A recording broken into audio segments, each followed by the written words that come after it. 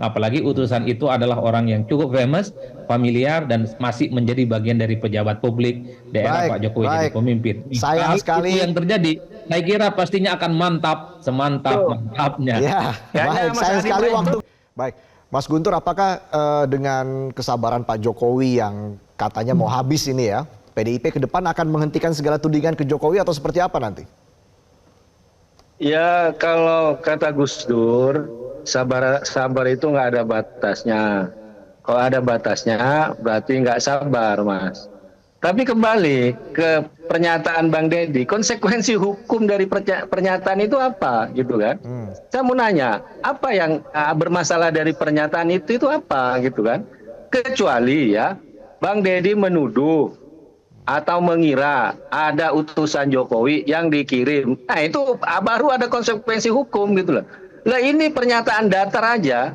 Dan sebenarnya persoalan ini sudah pernah dibahas ya di acara Bocor Alus, sebuah acara podcast ya. Silakan lagi tonton di situ. Makanya kita juga heran kenapa kok tiba-tiba sekarang Pak Jokowi itu bereaksi sangat sangat keras ya, kita lihat kan.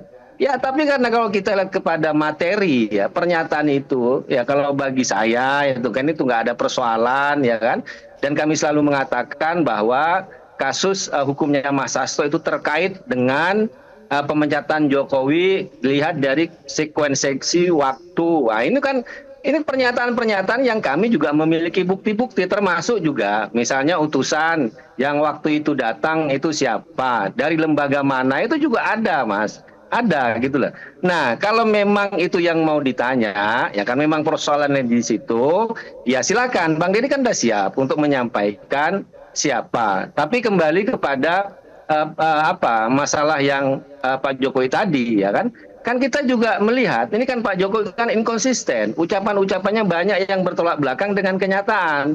Bilang ya kan katanya setelah nggak jadi presiden mau pulang ke Solo mau ngomong cucu, ternyata terus belusukan politik ya kan, terus katanya mau bikin partai super TBK ya. Nah ini menurut kami ini kan ini masa omongan-omongan kayak gini kan mau dipercaya. Misalnya kemarin ditanya soal korupsi di Patra Niaga, bilang nggak tahu, tapi dulu ada ucapannya Pak Jokowi tahu korupsi migas, tahu yang main ini tahu, yang itu tahu.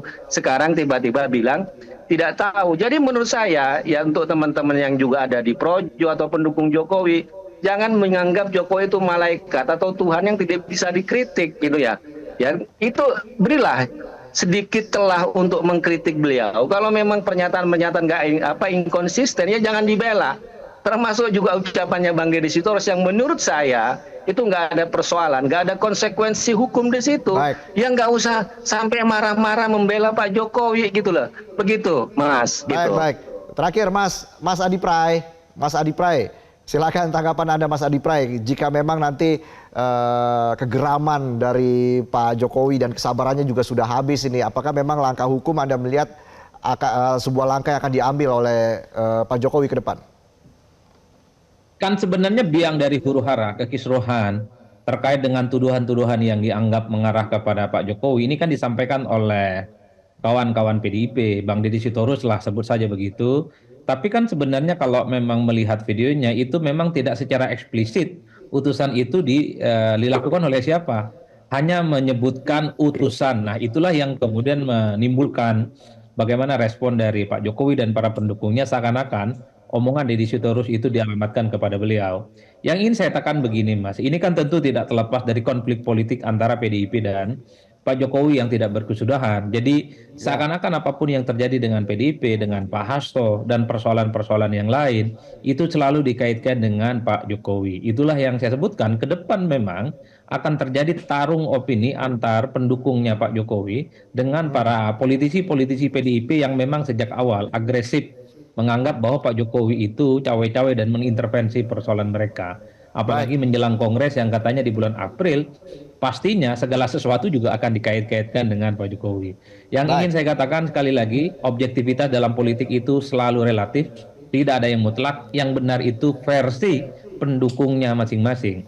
Objektivitas itu paling mungkin bisa ditunjukkan kalau Bang Guntur, kemudian PDIP, dan kawan-kawan yang lain seperti Bang Deddy Sitorus ada foto, ada video, kemudian sampaikan kepada media dan kepada publik bahwa utusan itu siapa orangnya, kan pasti terkonfirmasi.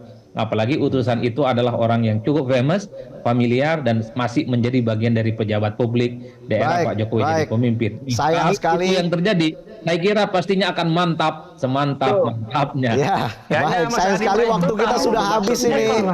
Harus dibuka biar tidak ada keinginan negatif kepada opini publik negatif kepada Pak Jokowi. Harus terbuka. Oke, baik. Ya, Mas jangan ada Andi, lagi Mas drama-drama Adi Prai, Korea yang ditimbulkan. Mas Guntur, sayang sekali waktu kita sudah habis. Begitu, Kak. Terima kasih sudah bergabung bersama kami di Prime Time News. Sabar, Mas Selamat malam. Andi. Kami akan kembali dengan informasi Gerakan Ekonomi dan Budaya Minangkabau atau Gebu Minang. Jelajahi cara baru mendapatkan informasi. Download Metro TV Extend sekarang.